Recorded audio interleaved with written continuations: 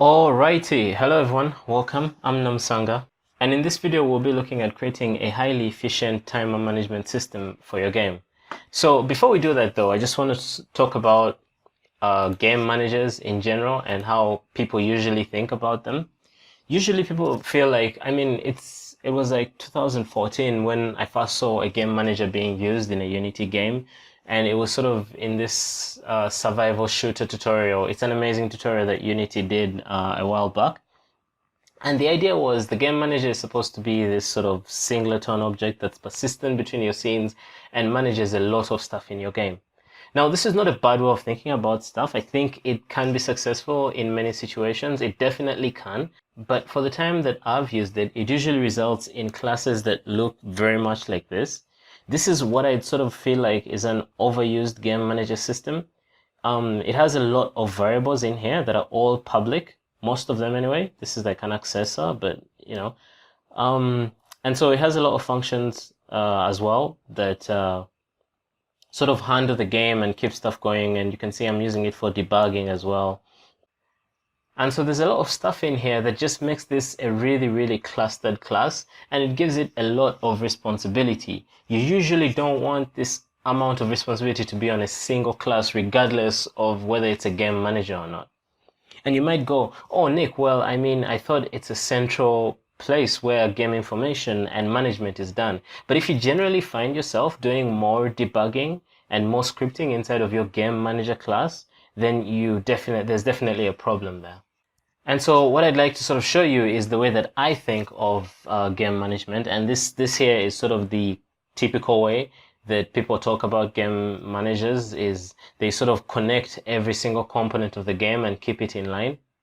And of course, they're persistent between scenes as well.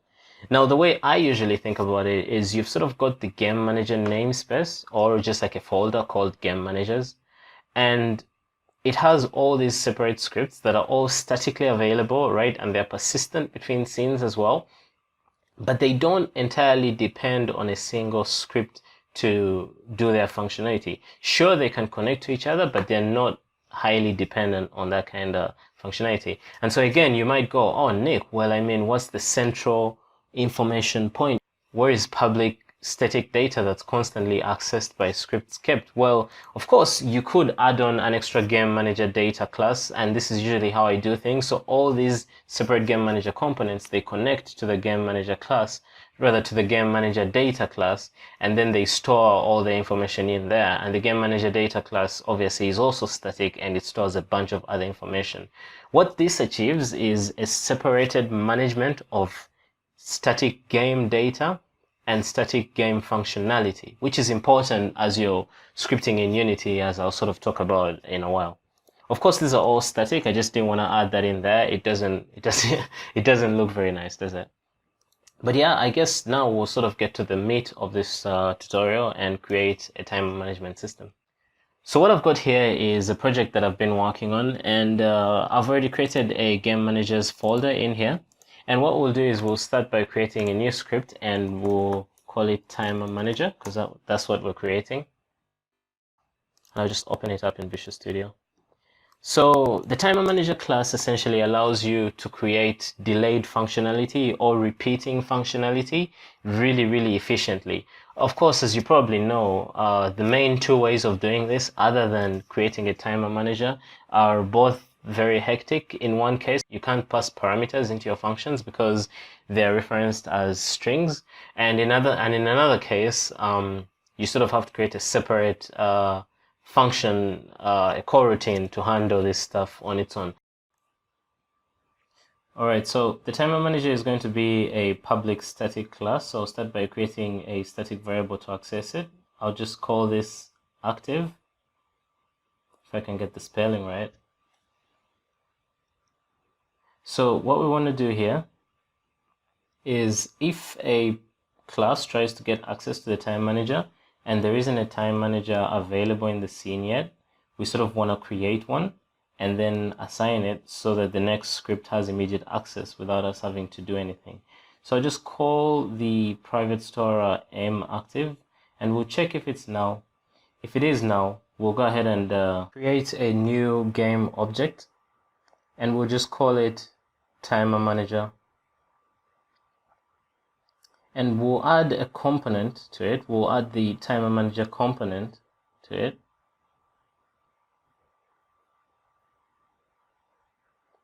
And so what this does is it just returns the resultant added TimerManager to this object. Now we don't want this object to be destroyed while moving scenes, so we'll go ahead and do a do not destroy on load, and in there we'll put in the game object to which this TimerManager is attached. And obviously we want to return the TimerManager if it is not now and has been assigned. So right now I'll just let Visual Studio do what it's been wanting to do forever, and I'll just say add a static private TimerManager, which is the M active we've been referring to all this time. Alright, so it's just about time we looked into creating our timer class, which is going to be a class that's going to hold all the information needed for timers. I'll just make a public new class. I'll call that timer. And in here, we'll just have all the information needed for timers. I'll start by creating the execution time, which is going to be a float. So when is this timer going to run? And next we'll do a system action, which is essentially, hey, what functionality is this timer going to run? And then we'll do a Boolean, which is going to be the looping Boolean. And so that's essentially, is this timer running again and again with a given interval between executions? Next, we need a constructor. So I'm just going to do public timer. And in here, I'm just going to take in all the information we need, if I can only get these parentheses right. Let's see. All right, there we go. So we'll need to take in a bunch of information. First of all, it's going to be the float, which is a delay. So how long are you going to wait before running this timer? Next, we'll need obviously the action that's going to be executed. So system.action, and I'll do a new action. And then finally, is this function going to loop? And by default, this will be false. So that if you don't enter this kind of information, the function just won't loop. I'm using underscores here to denote that these are private and only available in this function. What I'm doing here is assigning all the necessary variables. And so the execution time is going to be our current time plus the delay. Next, we need to assign the action. And these all have the same name, so it's handy that they have that underscore. Next, we'll do the looping. And so that's equal to underscore looping. And we have an error here for the execution time. So we just need to go in and fix that. So it looks like it's an error with the timer. So time.time instead of timer.time. So essentially execution time is our current time plus the delay. One thing I do want to mention though is everything within the timer class is public. That means any class in this project can make use of the timer class in any way that it wants. And that's a decision that you'll need to make at the beginning of your project and stick with it throughout. The way I've done it here is only the timer manager should have access to the timer class. And so to better enforce that, one thing that you might do is you could sort of move the timer class. And so if we just sort of select all of this and hit Alt and the up button on the keyboard, you can sort of move the timer class up into the timer manager. We'll also need to make this private, and then Ctrl E will just format everything. And so now this class is only available within the timer manager and no other class can make use of that. It's not what I'm going to do today though, and so I'll just leave it outside and leave it as public, but it is an option. And so now we can finally move on to the add timer method. If I could just type, I'll do public void add timer. And in here, we'll take in essentially the same information as the timer constructor. And we're just going to be creating a new list at the top here. A list of timers. To do that, we'll need using system.collections.generic at the top. And I'll just do a public list of timers, and I'll just call that timers and initiate it to a new list of timers. In the add timer method, all we need to do is do timers.add new timer. We'll just use the constructor again and pass in all the information in there. What this will do is it will add a new timer with the necessary information, and it's pretty handy that we have all that already set up in the timer class.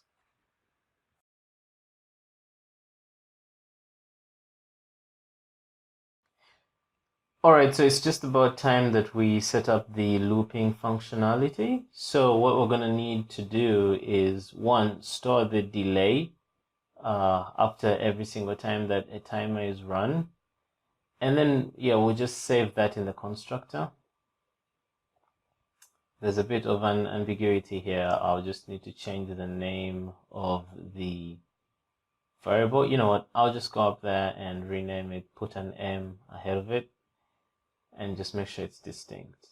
So to the action that you pass in, we'll add some extra functionality. What we'll do is every single time this timer executes, we'll extend its next execution time by the delay. So essentially, the new execution time is going to be equal to the current time plus the delay. So we've just executed, when are we going to execute again?